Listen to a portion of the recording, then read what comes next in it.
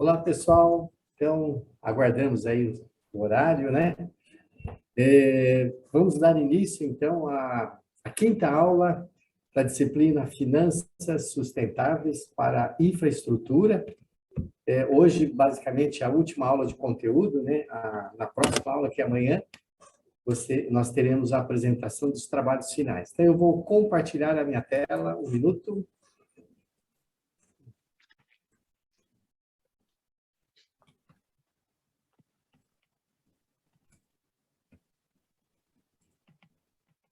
Então, só me confirme alguém se vocês estão vendo e ouvindo. Sim, professor. Ok, obrigado, como sempre, né?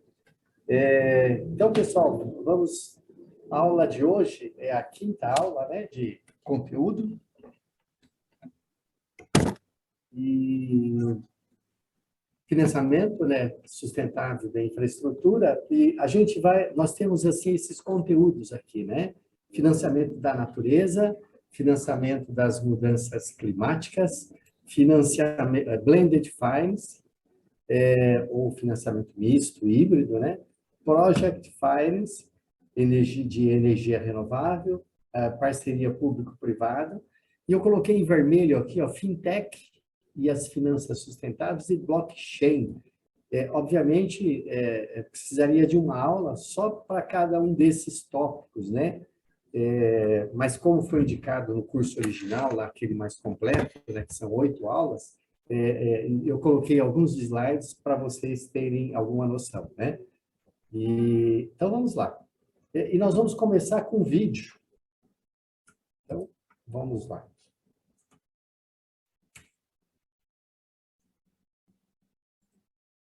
Acho que é melhor fazer assim.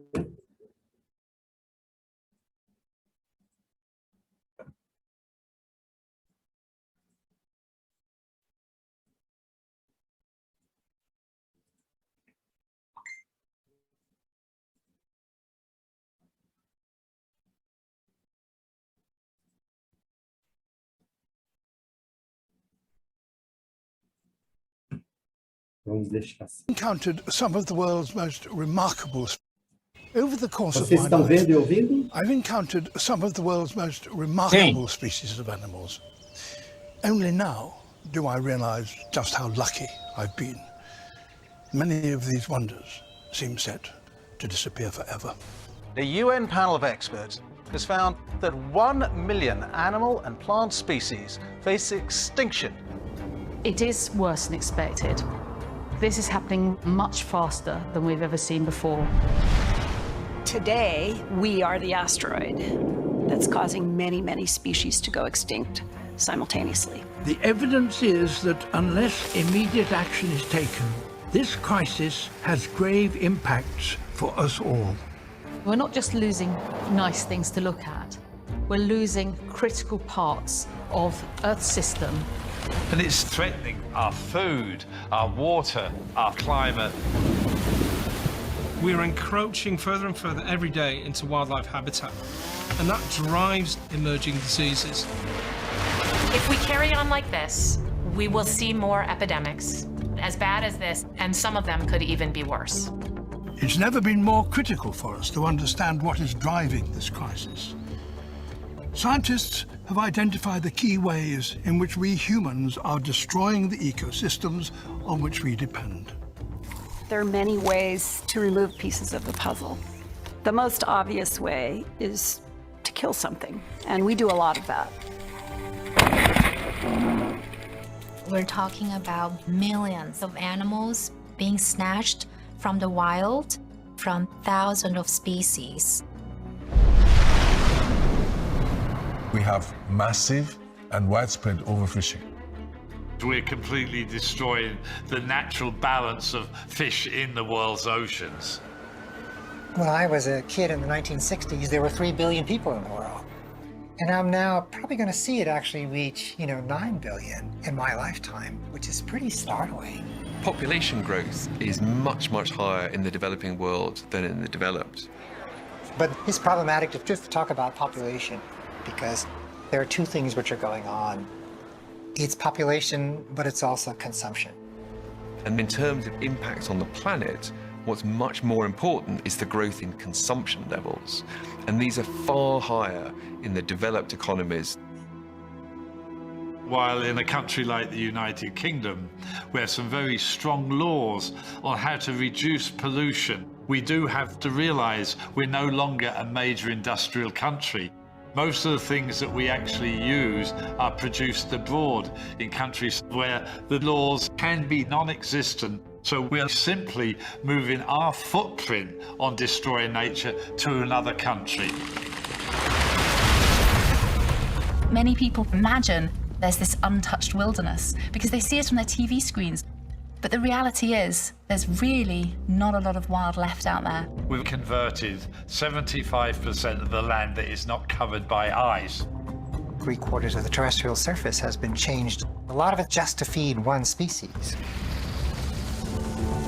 All of the calculations show we're on track for a 3 to 4 degree world. And the more the Earth warms, the worse the problem is. There are lots of ways that climate change will impact on species. These are no longer predictions, we are seeing it happen. For those of us who care about the future of our planet, we have to look at our lifestyles and we can't look away from our own behaviours. 40 years ago, people consumed a good deal less in the United Kingdom. But there is no evidence that we were unhappier then than we are now. We can be more diligent about thinking about what we're consuming and when. It's really digging down, saying, what's going on here? Where does that come from? We need to think about meat and dairy consumption. That's not to say that none of us should ever eat meat or should cut all dairy out of our diets, but we have to demand that they are produced sustainably. We also need to start producing affordable food without expanding any further into the forest. This is indeed quite possible. One of the biggest problems is incredible. We actually waste about 40% of the food that is produced. If we could reduce that food waste, it would go a long, long way to making a more sustainable agricultural system. It's not just about our current lifestyle, but about the education of our children on the way nature works. If we don't act now, the youth of today and the youth of tomorrow are going to look back on this generation with absolute horror. What were you thinking? We have a moment when we can change our world and make it better. This is that moment. I do truly believe that together we can create a better future. I might not be here to see it, but if we make the right decisions at this critical moment, we can safeguard our planet's ecosystems, its extraordinary biodiversity, and all its inhabitants. What happens next is up to every one of us.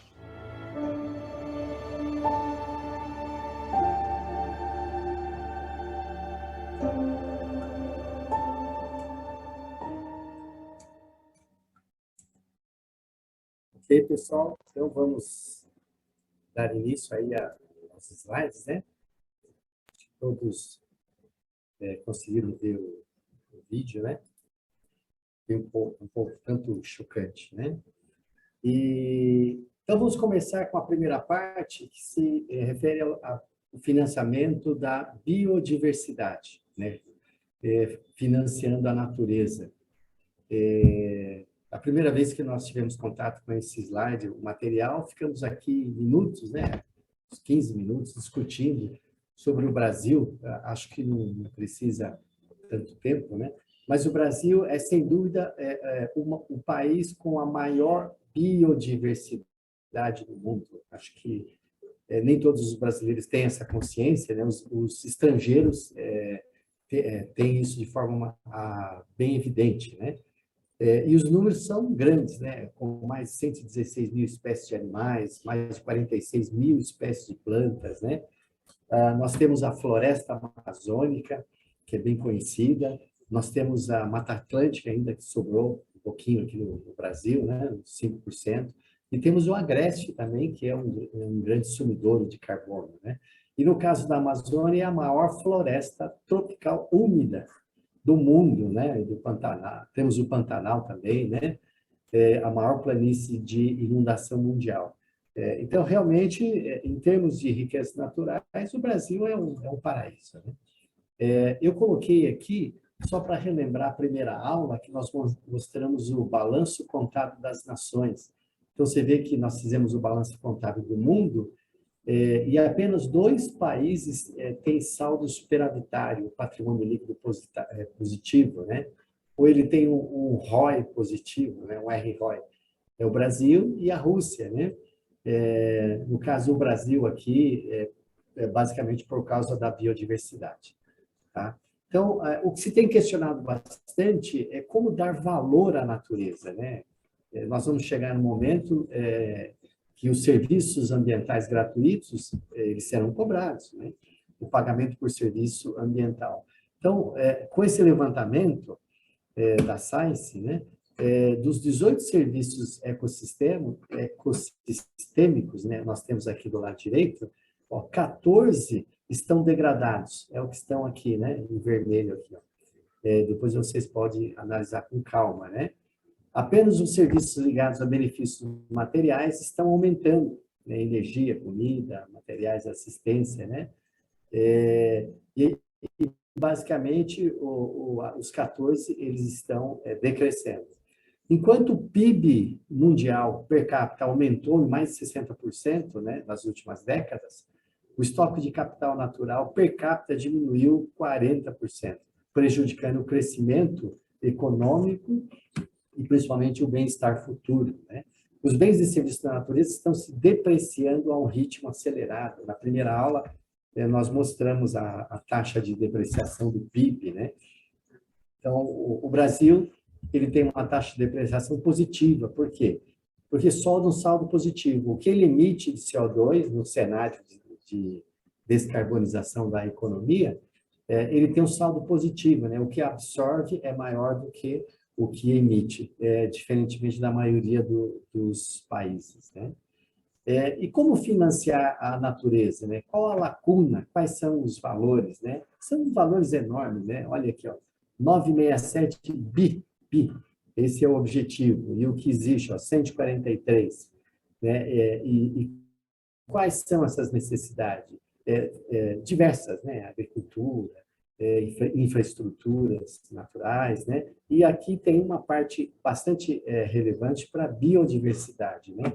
E quais seriam os sistemas, instrumentos que podem ser utilizados, principalmente a política fiscal? Impostos, taxas e tarifas, títulos de emissões negociáveis, que no caso aqui são os títulos verdes, né, que nós já vimos na aula de ontem, subsídios, instrumentos financeiros, subvenções, subsídios e transferências, empréstimos concessionais ou normais, né, ou também subsidiados, empréstimos comerciais, fundos patrimoniais e fundos próprios.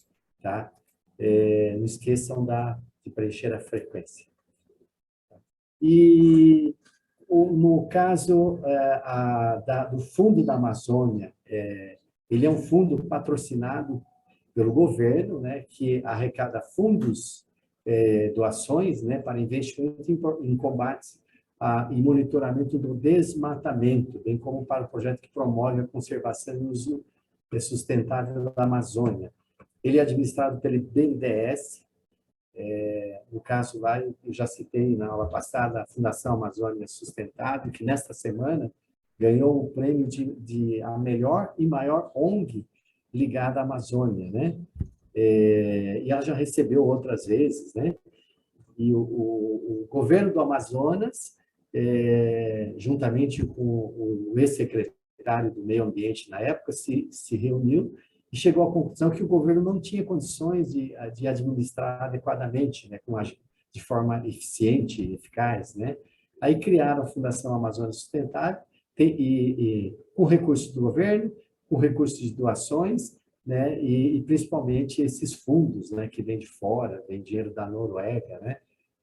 E o que se fez nesse período, né, essa parte da Amazônia, lá no estado da Amazônia, foi a única região que o desmatamento reduziu nesse período, né? Foi estabelecido em 2007 para financiar o RED, né? Redução de emissões por desmatamento e degradação florestal no âmbito da ONU. Já apoiou mais de 100 projetos e sustentou projetos com um montante total de 700 milhões de dólares. Um outro projeto que eu tive a oportunidade de participar é ligado à Embrapa, né?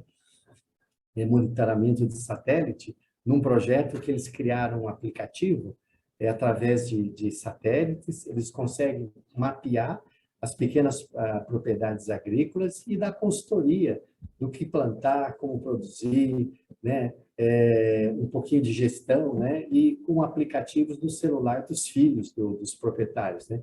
Para impedir que eles migrem, né, para a cidade e deixem os pais sozinhos, e aí aumenta o desmatamento. Tá? Então, agora vamos começar a falar do segundo tópico, que é o risco das mudanças climáticas, né? E a criação de oportunidades para melhores estratégias de financiamento, né? Então, quando se fala risco, de imediato vem a palavra oportunidades, né? O desafio conduz a novas oportunidades. Então, quais são os tipos de risco? Eu vi nas outras aulas de vocês, né? Vocês abordaram bastante, né? Risco de projetos, inclusive aspectos de mudanças climáticas. Mas no nosso caso aqui, há basicamente 2 tipos de riscos, né? Aliás, vai cair no quiz, né? Tem riscos físicos e risco de transição. Então, físicos, possibilidades que os custos econômicos da crescente severidade e frequência dos eventos climáticos extremos relacionados às mudanças climáticas, bem como as mudanças mais graduais do clima, possam reduzir o valor dos ativos financeiros ou aumentar o passivo.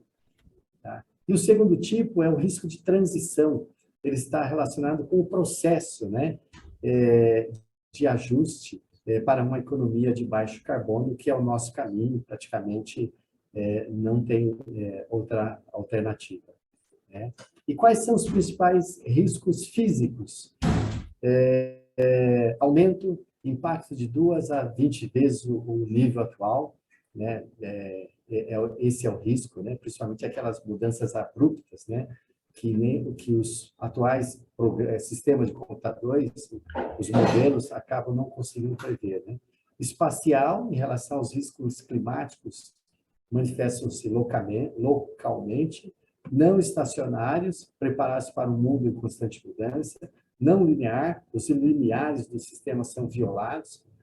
Então, olha só aqui, não linear, não estacionário, né? Deixa qualquer sistema de computador aí, dá um tilt. Sistêmico, repercussões entre regiões e setores, regressivo, né, as populações mais vulneráveis, e pouco preparado. Então, esses são os riscos físicos. E no caso do Brasil, aqui um exemplo, né, ondas de calor e perdas para a agricultura. Isso aqui no estado de São Paulo, né, a temperatura a média para o mês de setembro estava 4 graus acima da média histórica, né? Então, nós já temos muita evidência, né? Calor, temperatura, né? Aqui de Piracicaba, né? E em relação ao segundo tipo de risco, são os riscos de transição, quais são as principais características? Eles são resultado das mudanças nas políticas climáticas e energéticas, tecnologias e preços de mercado, se materialização na migração para uma economia de baixo carbono. Então, esse período de transição é muito crítico, né? Quanto mais rápida for a transição para uma economia de baixo carbono, ou emissões líquidas zero, mais difícil será essa passagem para as empresas e mais perturbações causarão as economias no mercado. O relatório STED de 2006, que nós acho que comentamos na primeira aula, a conclusão foi essa. Qualquer ação, o quanto antes tomar, melhor serão os resultados. E depois tem um site, acho que eu vou mostrar aí nos próximos slides, vocês podem consultar o Mapa Mundi, os países, e vocês vão descobrir quais são os países de emissões líquidas zero. Ou seja, você pega os Estados Unidos e a China, eles podem até volumes grandes de ações, né? Mas ainda estão negativos, estão com patrimônio líquido negativo. O Brasil é um dos que se enquadra nessas emissões líquidas zero, aliás, ele é até superavitário, né? O carvão já está sendo substituído por energias renováveis mais baratas em muitos lugares.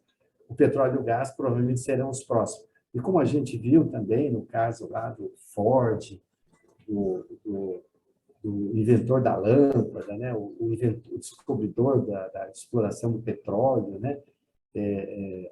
O aspecto econômico é muito importante na transição dessas formas de energia, né? O preço, né? O custo, o mercado, na verdade, é o que dita aí o futuro. E em relação à ONU, em relação ao IPCC, né? Em relação a todas as projeções, principalmente nesse último relatório que saiu esse ano, né? Acho que é o 5º relatório, eles utilizam 4 cenários, né? Para prever as questões relacionadas a mudanças climáticas globais. Então, aqui, business as usual, ou seja, deixar as coisas acontecerem do jeito que está. Então, nenhuma política climática é implementada, ou seja, deixa tudo aberto.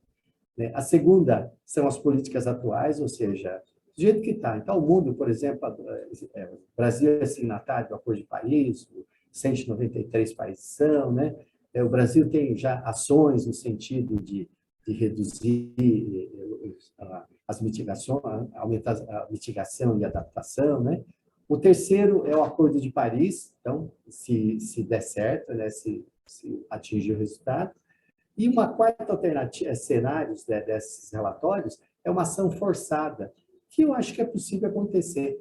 Do jeito que está, por exemplo, é voluntário. Então, se os Estados Unidos ou a China quiserem reduzir, aí, deixar de consumir carvão, petróleo, né? Agora, vamos supor que comece a acontecer desastres naturais no mundo, esses próprios desastres vão acabar forçando, né?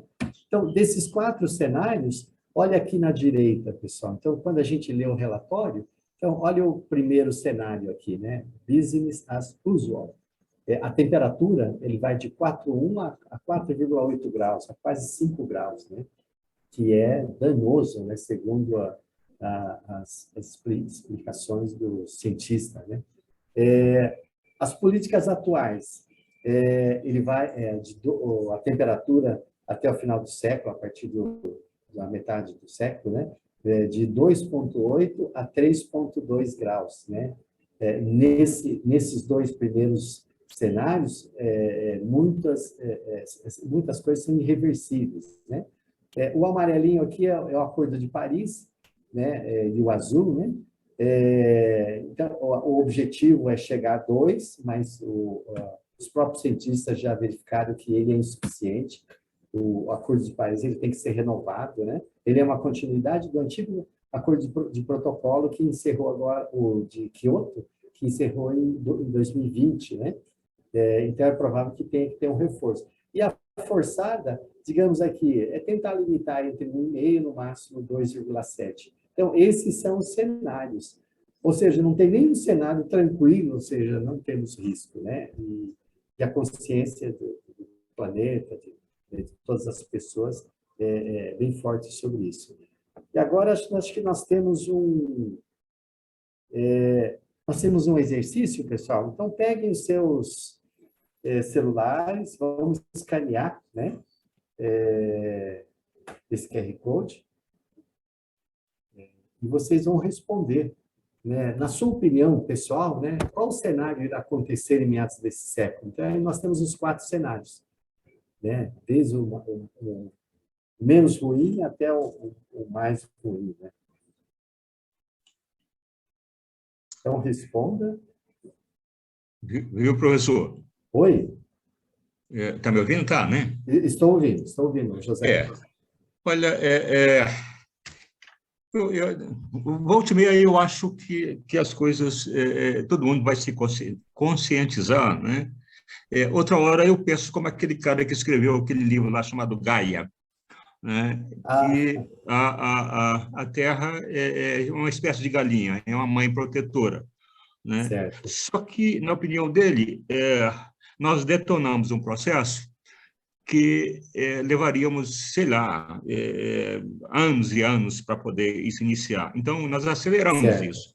Mas já que aceleramos, agora não tem mais jeito, professor. Agora é relaxar, tá certo, e gozar a vida, porque o fim ele é iminente, né? Mas tem hora que eu acredito que não. Mas aí eu saio ali na estrada, professor, e vejo aquele monte de caminhão, aquele monte de carro, né? Soltando fumaça a valer. Aí eu penso assim, tão de sacanagem, não vai dar jeito em nada, certo? Né? Eu tô acreditando já naquele cara lá do Gaia. Como que era o nome dele? Era um médico, né? James Lovelock. É um cara meio maluco, sabe, professor? Ele deve ter uns 90 anos. Eu vi uma reportagem dele, depois que eu li o livro, e perguntaram para ele plantou 20 mil árvores. Ele falou assim, e perguntou em relação a esse ato. Ele falou assim, olha, se eu soubesse, eu não teria perdido tempo. Ele falou que isso... Não, mas ele falou que isso é tão insignificante perto do que precisa ser feito, que ele não perderia tempo e faria outras coisas. Então, eu acho que a sua discussão aí, José Alckmin, né? Eu acho que é bom no sentido assim, é aquela história do sapo, né? O sapo está lá dentro da água, se começa a aquecer lentamente, ele morre queimado, porque ele não percebe, né? Agora, se jogar ele na água fervendo, ele pula e sobrevive. E cai fora. Então, eu acredito também que se tiver... Você vê, hoje mesmo nós temos aí catástrofe nos Estados Unidos, aqui em Minas, Bahia, enchente, né? O mês de janeiro no Brasil é terrível, né? Sempre acontece aí enchentes. Então, assim, diante de uma crise, todo mundo acorda, né? Mas eu acho que muitos estão assim, não acreditam. E depois associar a minha vida com a vida de todos, e nós temos que pensar nos nossos netos, né? Então, é um exercício realmente difícil. Né? Mas viu, Bruce, você que mora em São Paulo, né? Você mora em São Paulo, vai ali naquela marginal Tietê, para você ver a quantidade de caminhão jogando... É verdade. É verdade.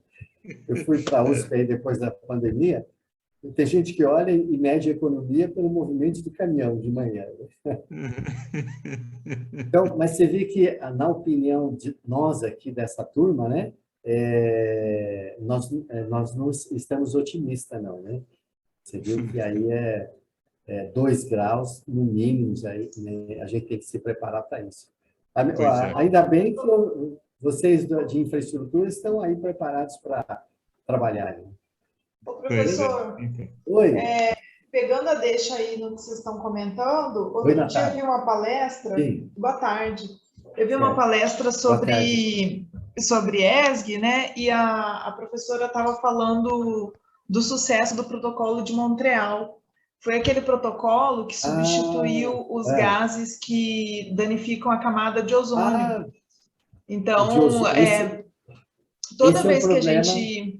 Sim, toda vez que a gente fala sobre meio ambiente, sempre tem uma coisa a melhorar, né? Se, por exemplo, não, a gente vai deixar de usar combustível fóssil, vai usar solar, mas daí o solar polui porque é feito de, sei lá, do que seja. Mas, assim, na retrospectiva, o de Montreal funcionou. E a camada está se recuperando. É verdade. Então, assim, eu acho que tem uma luz no fim do túnel. Para as apresentações não serem tão catastróficas e a gente vê que a gente consegue mudar em uma geração. É verdade. Eu que estudo, vocês também, né, há bastante tempo, tem uma época que a gente fica muito pessimista, né? Eu acho que eu passei um pouco essa fase e é lógico que eu acredito, senão não estaria aqui trabalhando, estaria fazendo outras coisas, né? Mas é isso mesmo. Obrigado pelos comentários aí, José e Natália. Né? E continuando, então, a matéria... Professor, desculpa, eu tenho mais uma dúvida, é sobre a aula de ontem, eu posso perguntar agora ou tem outro momento melhor? Pode, eu só não sei se eu respondo agora ou depois. Tá, é sobre aquele Green Bonds. O senhor apresentou e eu fiquei na dúvida. Elas são debêntures, né? São renda fixa, debêntures. E elas são quem emite a empresa e geralmente a emissão ela é feita de acordo com um projeto, porque eu voltei lá na apresentação e vi que daí tem assim, Suzano, diminuição de CO2 equivalente. mas não está quantificado o CO2 que eles vão emitir e nem a que projeto está atrelado. Eu queria saber como é que funciona a diferença, né? o Green Na Bond. verdade, aqui no Brasil a gente faz uma confusão, que nem tudo existe aqui no Brasil ainda. Aqui a gente confunde título verde, Green Bonds, com títulos de sustentabilidade e títulos sociais. Então, a rigor, o título verde está relacionado com uma causa, mas não tem uma meta compromissada. Já os títulos de sustentabilidade, ele já tem essa meta. Mas aí são coisas que existem, principalmente na Europa, e está começando aqui. Aqui, assim, a gente está usando os nomes, mas eu trabalho com petróleo, né, por exemplo. Daí no exterior tem vários incentivos que não são de legislação para diminuir poluente, mas para a gestão de poluentes. Então, por exemplo, isso, eles estão falando em gestão, porque o que acontece? Tem empreendimentos que são tão antigos que não vale a pena trocar todo o material. Certo. Então, eles deixam livre para a empresa mudar o que for mais conveniente. Mas, assim, qual que é a minha dúvida? Eu queria saber se isso era aplicado ao meu caso, por exemplo, uma plataforma de petróleo que quer eletrificar. A gente tem um problema que aqui no Brasil a plataforma é muito distante da Continental, então não dá para usar a energia do grid. Teria que ser com eólica. Certo. Daí, será que dá para aquela empresa emitir um Green Bond para eletrificar com eólica? E como isso funcionaria? Se seria por... Entendeu? Eu tenho a impressão que sim. Na verdade, a gente discutiu muito, né, no curso original, com especialista nesse tipo de... e tinha um funcionário do Banco Central, falou, mas isso não tem no Brasil ainda. Assim, o que ficou foi o seguinte... quando você vai emitir um título verde, social, alguma coisa, tem que ter uma terceira opinião. Então, no Brasil tem... Uma certificadora, né? O senhor falou externa, na apresentação. E com base nisso você dá entrada. Aí daí é por projeto, então. É por projeto. Tá. E eu acredito que os projetos vão acabar padronizando a própria legislação, né, as próprias normas, o próprio mercado. Tá. Então, cabe a vocês aí tomarem essas iniciativas. Tá bom. Obrigada, professor. Obrigado, Natália. Então, vamos lá. Então, a força-tarefa, esse TCFD, o GRI, ele é um padrão de relatórios de sustentabilidade para as empresas em geral. E esse TCFD,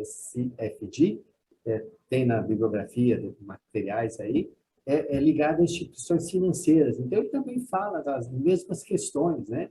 Governança, estratégia, gestão de riscos, métricas, né? E as instituições financeiras estão voluntariamente, né, reportando todos esses aspectos e principalmente a questão de risco.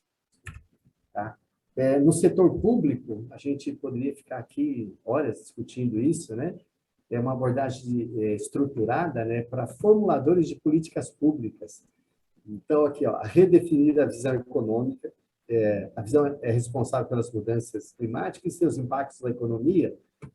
Qual trajetória da temperatura das emissões formarão a base para planejamento estadual? Como se protegerão e crescerão os empregos nesse contexto, que é um problema sério, né? E aí a gente avalia aqui os riscos físicos, né? Identificar os impactos diretos e indiretos, criar um plano de descarbonização, né? Esse exemplo que a Natália comentou é um deles, né? Criar um plano de ação, né? Identificar e avaliar os riscos e oportunidades de transição, né? Desses riscos de transição. E, do outro lado aqui, como resultado, desenvolver um plano econômico integrado, avaliar a interação da iniciativa entre si e com os outros domínios de intervenção, definir os impactos de força de trabalho, né? As distorções e a integração, né? E a inclusão orçamentária. Então, isso já existe no governo, né? E um dos objetivos desse curso é aumentar a conscientização de todos os funcionários ligados. Tá bom? Eu estou correndo um pouquinho aqui para a gente sobrar um tempinho maior para a reunião de grupo hoje, né? A gente já comentou, né, sobre financiamento misto ou híbrido, ou blended finance. Então, agora eu selecionei alguns slides do curso original, tá bom? Tem um vídeo aqui, nós vamos para lá. With the SDGs, there was an acknowledgement that development finance... Então, aqui, deixa eu...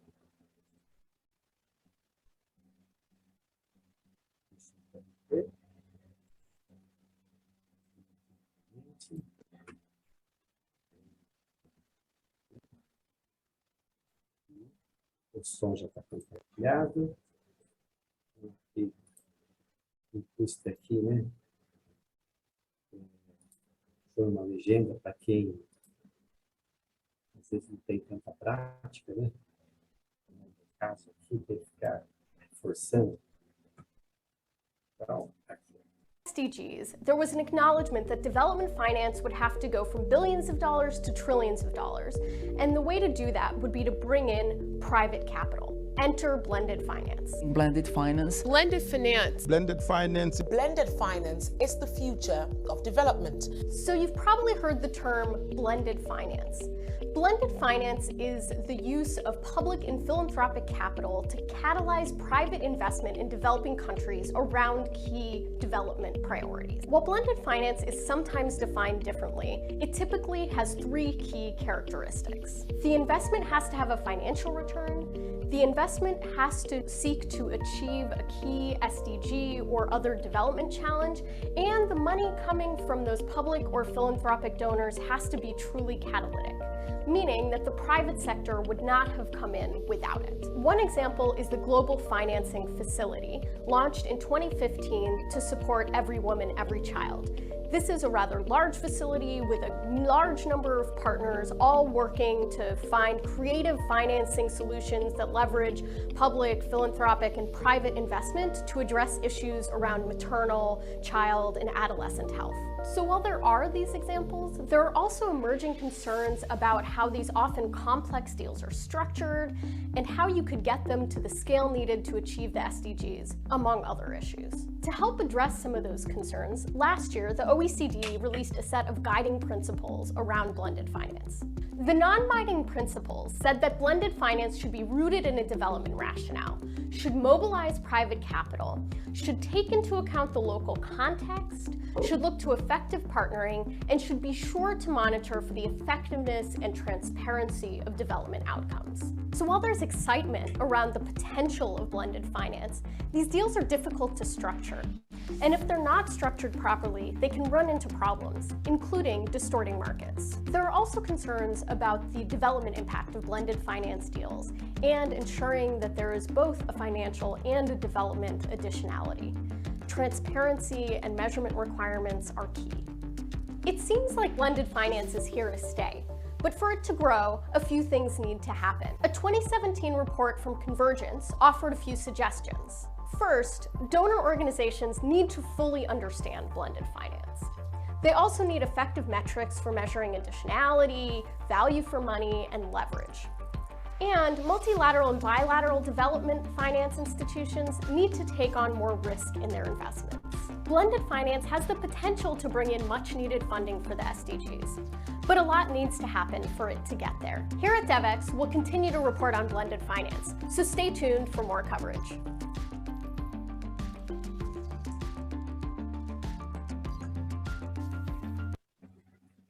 Então, vamos novamente aqui. Você vê que todo mundo está colocando esperança, né, no Blended Finance. Então, pessoal, aqui, por que usar Blended Finance, né? Esse chamamento geral, né? Para cobrir as lacunas de investimento. Então, os 17 Objetivos de Desenvolvimento Sustentável estabelecido pela ONU, né, são 169 metas, indicadores, né, vocês já viram um pouco, né, então são metas que têm datas, né, para acontecer e algumas, digamos assim, em 2030 ainda vão continuar os esforços, né, que visam enfrentar todas aquelas questões, né, o número 1, erradicação da pobreza e assim sucessivamente, né, é a agenda de 2030, provavelmente em 2030 vai ser renovado. Então, essa lacuna está estimada em 2,5 trilhões de dólares por ano para atingir os objetivos do desenvolvimento sustentável nos países em desenvolvimento. E 3,9 trilhões de dólares, a maior parte deles dos países em desenvolvimento, mas apenas 1,4 trilhões de dólares estão sendo financiados atualmente. Então, olha a lacuna, é muito grande, né? 4, 6, quase 7 trilhões de dólares. E o Blended Finance tem o potencial de ajudar a preencher essa lacuna, né? Dos ODS. Então, o mundo inteiro está utilizando isso e nós aqui no Brasil estamos aprendendo a fazer isso também, né? Em relação aos dados, né, de Blended Finance no mundo, né, olha os volumes, né? Em relação aos 17 ODS, o 17, que é a parceria, né, que é discutido nas reuniões da ONU, é o que tem a maior proporção, né, das transações de Blended Finance e em relação a valores também, né?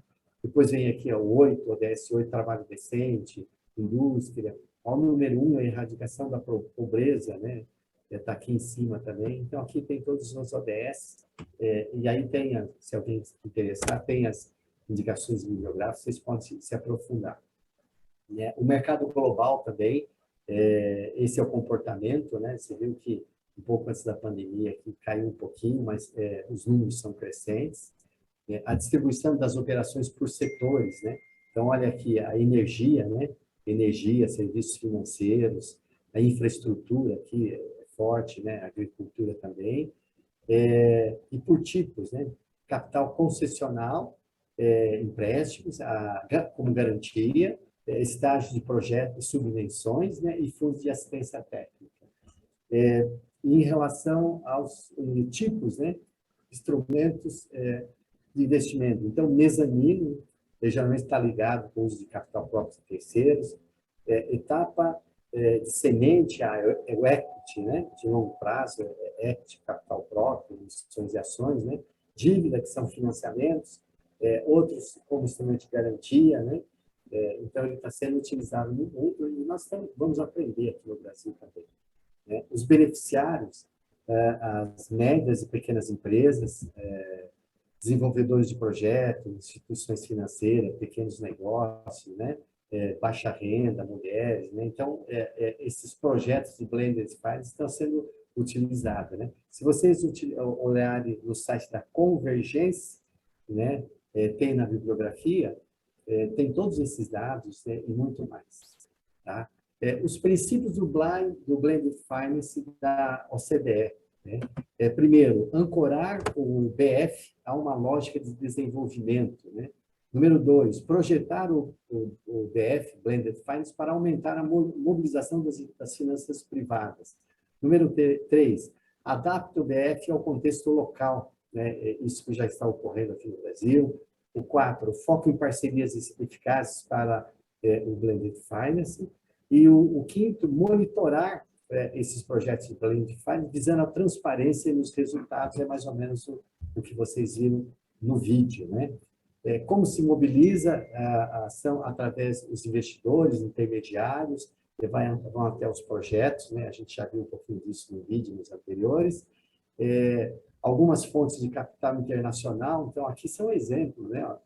Os provedores concessionais, desde fundações privadas, Rockefeller, né? O Bill e Melinda, agora acho que separou, né? Então são 2 fundações, ao fluxo anual, né? Nós temos aqui agências de desenvolvimento, são as bilaterais, né? A GIS, que é uma das que patrocinou esse projeto de formação desse curso que vocês estão recebendo, né? Nessa disciplina, e assim a JICA do Japão, né? Os bancos multilaterais de desenvolvimento, né? E as instituições financeiras de desenvolvimento bilaterais. Então, você vê que muitas instituições estão envolvidas nesse processo. Os mecanismos e instrumentos financeiros de Blended Finance são veículos de intermediação de instrumentos para mobilizar o capital privado, tá? Misturar, né? Utilizar de forma híbrida, né? para viabilizar projetos. Eu estou correndo um pouquinho aqui para a gente conseguir passar um pouquinho de tudo, né? Aqui, eu acho que não precisa, eu vou deixar esse slide aí com vocês, né? Mas tem aqui o tipo de financiamento, descrição, então vocês podem consultar futuramente, ou quando precisar, tiver um projeto, né? Estudar com maior profundidade. Aqui também, nós já comentamos, né? Os tipos, como subsídio, abertura de capital, dívida subordinada, garantia, seguro, né? Também ou como assistência técnica, ou como hedge, né? de risco, assim sucessivamente. E os principais riscos, né? Do blended finance. Então, risco macro, comercial, financeiro, risco técnico específico, e agora nós estamos avaliando o risco ESG também. Então, muitas empresas estão entrando nessa moda, suposta moda, porque se não entrar, ela tem o risco de perder pontos no mercado, tá bom? Tudo aquilo que nós falamos aqui dá para checar, né? Nesse levantamento da Task Force, né? As garantias, os títulos de blended finance, né? Exemplos de financiamento nisso nos principais sistemas de investimentos, agricultura, cidades, energia, saúde e bem-estar. Eu acho que, deixa eu ver se é esse vídeo aqui. Acho que é.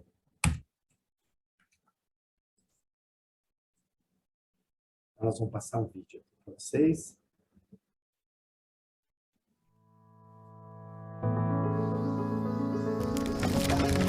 The future of the environment and businesses are closely interlinked. Climate change now poses the biggest and most likely threat to the global economy over the next decade. Market and reputational risk, as well as regulatory pressure on companies linked to unsustainable soft commodity production, means current business practices need to change, with many already exposed to potential stranded assets. So how do we redirect private capital to avoid forest and biodiversity loss, improve the well-being of local communities, and ensure the agricultural sector thrives through profitable business models? Combining the capabilities of banks, governments, and agribusinesses through blended finance instruments is key to transforming the way we finance sustainable land use. The world's first landscapes bond, issued by the Tropical Landscapes Finance Facility and developed by BNP Paribas and ADM Capital, is financing a sustainable natural rubber plantation on degraded land in Indonesia. In the inaugural transaction, a $95 million bond was issued to capital market investors through structured notes of varying tenors and rank. This successful deal helped an Indonesian natural rubber producer scale up production and yield while setting aside part of the concessions for forest restoration, ecosystem conservation, and community programs, with jobs provided to local workers for farming the rubber plantations. An offtake agreement was also negotiated, guaranteeing the sale of the majority of rubber grown. In such a pioneering deal, some form of risk mitigation is required. This is where public finance was crucial, with a partial credit guarantee offering security to some bondholders in case of default, helping broaden the investor base and lowering the overall funding cost of the transaction. The success of this project will increase the appetite of other banks, investors, and agribusinesses to finance projects that combine financial performance with clear environmental and social benefits. We cannot achieve sustainable development if we can't finance it. And for this, we have to bring both the public and the private sector on board. There is a need for urgent action and mobilization of private sector capital. What makes us unique is that we have the access to the farmer.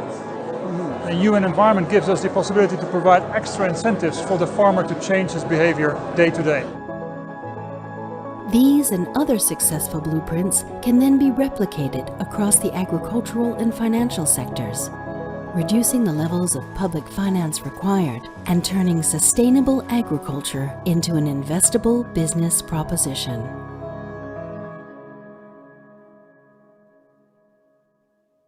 Tá bem.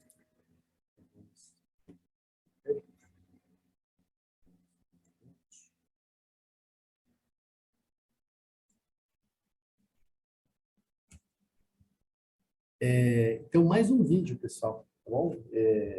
Tem um exemplo brasileiro agora, né? Foi pioneiro aqui no Brasil, né? Então, vamos lá.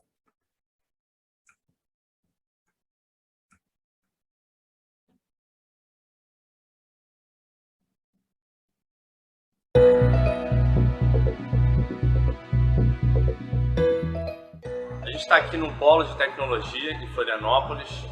Nessa rodovia aqui, em torno de 20 quilômetros, tem mais de 300 empresas de TI. E a gente está aqui para mostrar como que o FGI está ajudando essas empresas a crescer.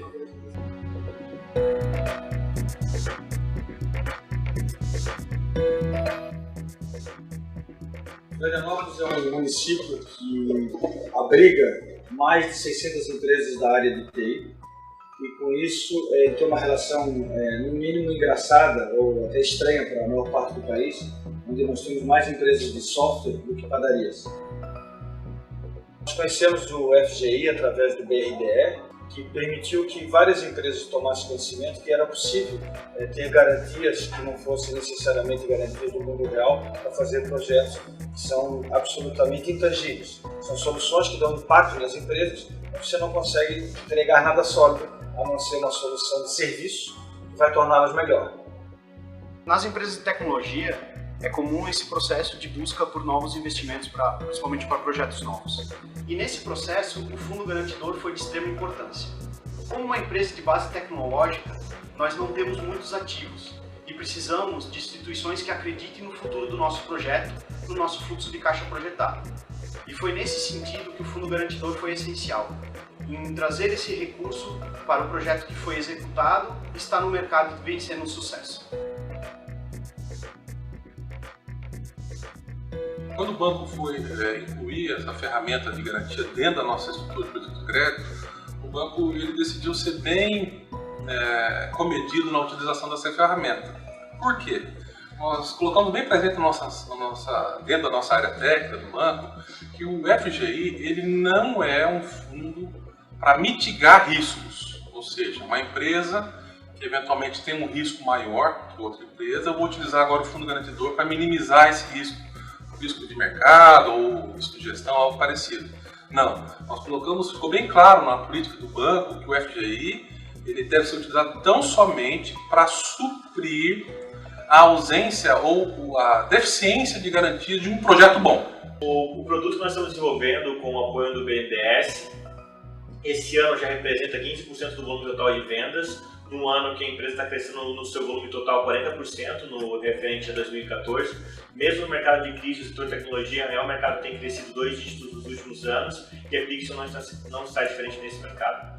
Nós temos pelo menos uma década de crescimento acima do crescimento chinês no país e aqui se refletindo de uma maneira muito consistente. No caso da nossa empresa, da Paradigma, nós temos uma possibilidade muito grande hoje de estarmos sempre disputando com empresas de padrão global no mercado nacional ou fora do país.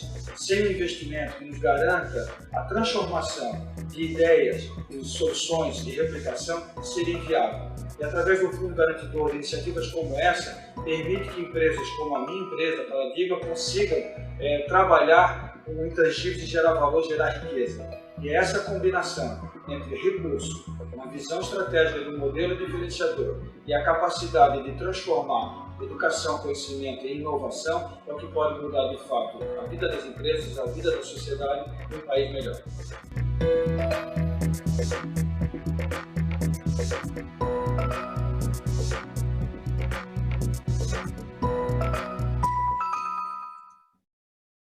Muito bem. Então, vamos continuar aqui. Vocês estão vendo, voltaram a ver a tela do slide? Sim, professor. Sim. Obrigado. Né? Então, o vídeo ele já adiantou o que é o FGI. Então, o que é o FGI? Né? É o Fundo Garantidor de Investimento. Então, o vídeo explicou, né? Acho que melhor do que eu. E E ele está sendo, o BNDES está sendo pioneiro aqui, né? Então, você viu ele comentando, ele não é para mitigar risco, né?